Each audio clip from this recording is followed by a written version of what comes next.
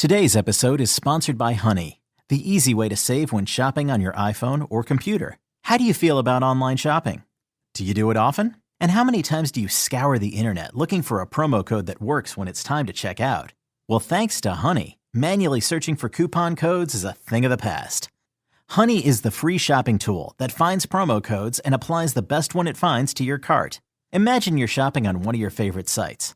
When you check out, the Honey button appears, and all you have to do is click Apply Coupons and wait a few seconds as Honey searches for coupons it can find for that site. If Honey finds a working coupon, you'll watch the prices drop. And Honey doesn't just work on desktop, it works on your iPhone too. Just activate it on Safari, on your phone, and save on the go. If you don't already have Honey, you could be straight up missing out. And by getting it, you'll be doing yourself a solid and supporting this show. Get Honey for free at joinhoney.com/podcast. That's joinhoney.com/podcast. Coming up. They lost their life because they had the nerve to come forward and tell us what was going on and who the guy that actually did the robbery. For Vault Studios, I'm Mary Goodman. You're listening to The Daily Crime.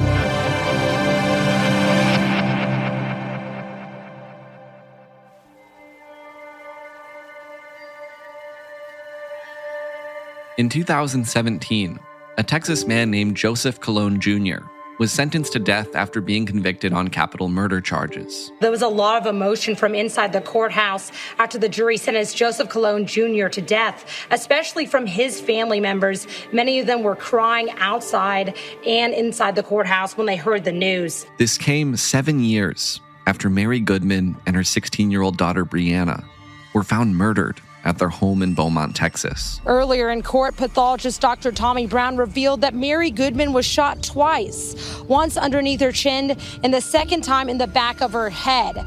He also says that Brianna was shot in her forehead, and she also received a wound at the back of her head. But even after 7 years, a trial, a conviction, and a sentence, this case was still far from over. Well, a state appeals court has overturned the conviction of a Beaumont man who was on death row for the murder of a woman and her teenage daughter. Judges agreed that crucial DNA evidence was mishandled, and that led to false testimony during the 2017 trial of Joseph Colone Jr.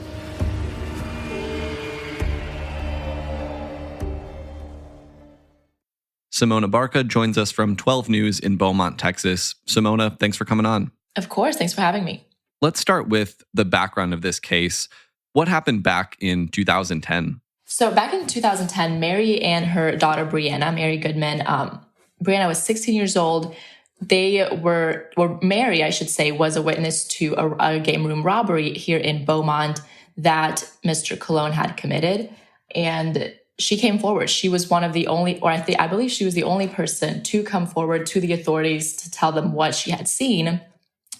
And that's the only reason, basically, the authorities were able to press charges against Colone. Jesus Tamayo with the Beaumont Police Department says he spoke to Mary Goodman last. He says they were talking about a game room robbery and says she was scared for her life after she said Joseph Colone Jr. was involved. Detective Tamayo told Goodman she did not need to worry, but says he was shocked when he responded to a crime scene and saw her shot to death. He says he believes there was a connection between the robbery and shooting. And I believe in your reporting, what the DA said is essentially that Goodman did the right thing and was killed as a result. She was killed because she had the nerve to come forward about this robbery. Right, absolutely, yeah. And she had her daughter killed in front of her because she had the nerve to come forward and tell the police what she had seen about the robbery. These were two witnesses. They lost their life because they had the nerve to come forward and tell us what was going on and who the guy that actually did the robbery. And so he executed our two witnesses. This is a case that 12 News has been covering for over a decade now. And back in 2017, when the case went to trial, the station looked back at Joseph Colone's past. 12 News reporter Troy Kless digs deeper into Colone's background. Joseph Colone Jr. was indicted back in 2010 for allegedly killing Mary and Brianna Goodman and is currently facing capital murder charges in the Jefferson County Court right now. He was a member of the 1996 graduating class at Westbrook High School, and his criminal history goes back to 1997. That was when, in January, he was arrested in Beaumont for possession of prohibited weapons. To those charges, he pled no contest. Then fast forward to 1999, where his case was adjudicated after he was charged with a felony second-degree robbery. And then to 2002, he was sentenced to 13 years in state prison for a felony aggravated robbery. He met parole in 2009 and got out of prison. We also have coverage of the trial itself. Testimony is finished for the day, but earlier the courtroom was packed, and family members of the defendant and of the victims were inside, and some even had to leave after disturbing images were shown for evidence, especially when Officer Chris Davis from the Beaumont Police Department showed the jury graphic images of Brianna and Mary Goodman with gunshot wounds lying on the ground dead. There were also pictures of bloodstains in a bathtub and on the wall in a bathroom. Other testimonies come from Officer Carl Hollier from Lamar University, who says a man ran up to him and told him that a man in a ski mask killed everyone in his home. Other officers from Beaumont Police in Lamar talked about responding to the scene. Prosecutors also showed footage of a white vehicle driving by the shooting scene and someone running away by Lamar Universities.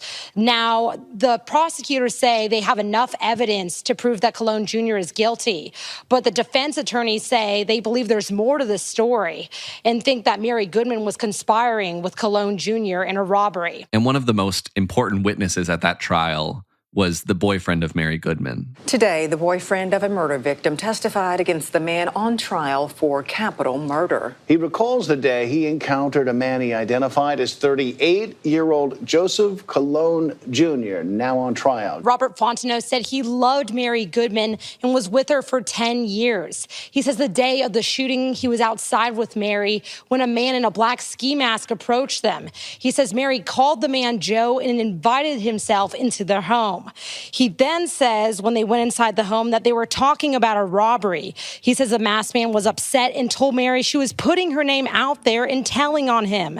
Then he states the man pointed the gun at her daughter, Brianna, who was lying on the ground with her boyfriend, Roy Reed. He says he told Mary to run and went to his bedroom and jumped out the window. He then ran outside and saw a police officer and told him what happened. He later identified Joseph Colone Jr. as a shooter in a suspect lineup. Now, the defense attorney did their cross-examination and said that he did not say the same statements in the police report that he did on the stand today. The testimony is finished for the day, but will resume tomorrow morning at 8:30 in the morning. Now, Simona, you weren't there for the trial. You've been covering this case more recently.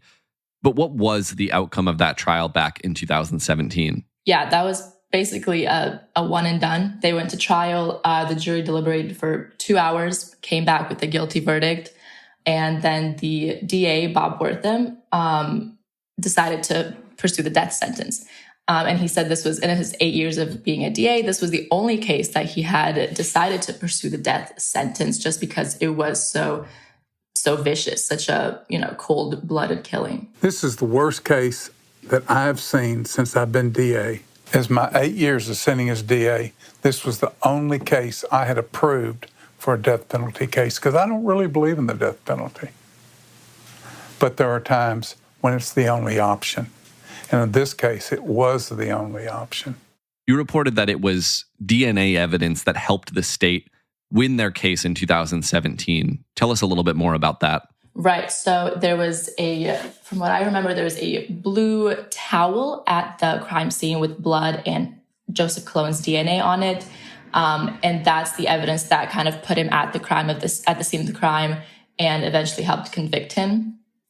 And ultimately, that's pretty much the same evidence that overturned his conviction now, but 12 years later, when they found out that the lab had found out that the evidence itself, the towel with the blood and the DNA evidence, had been left in an unrefrigerated cooler for 30 days. The Office of Capital and Forensic Writs released a statement saying, quote, when a lab analyst went to examine the evidence and collect DNA from it, he found that the cooler had been left unrefrigerated for 30 days, stored in conditions ripe for contamination and degradation. So Colone appealed his conviction. His attorneys argued that there were these lab notes contradicting trial testimony that the DNA evidence had been properly maintained before the trial. And essentially that all of this not only potentially compromised that evidence, but could have affected the outcome of the trial, right? Yeah, basically the winning DNA evidence that they had at the 2017 trial that kind of made the case back then has been found to be mishandled. It was the way that the DA described it to me was that they simply had to, it's something that they had to bring up in trial, so the defense could have had an opportunity to use that as their defense, that this piece of towel with this DNA on it had been left in an unrefrigerated cooler for 30 days. Therefore, it could have been open to contamination, so on and so forth. The prosecution wasn't aware of that. Defense wasn't aware of that. So therefore, defense kind of got cheated out of that opportunity to use that as a defense. So now they're just kind of going back to square one. So they have that opportunity to use that as a defense if they decide to go to trial again. And again, to clarify, as things stand right now, Colone's conviction has been overturned. It has been overturned. They will have to retrial or settle for a plea deal. But as of now, Joseph Colone is still in prison. Everything's starting at the beginning. We'll have to prove up every fact, even the fact that it occurred in Jefferson County. We have to prove up every single fact that is in the indictment. What have you heard? How have family members of Mary Goodman and her daughter Brianna reacted to news of this decision, that Colone's conviction has been overturned? They're exhausted. They're exhausted and angry, and I think that's a fair reaction to this. You know, I mean, it's been, first they had to wait 7 years for the trial to get what they thought was the end of it. That was justice. You know, they were like, okay, he's got a death penalty. This is it.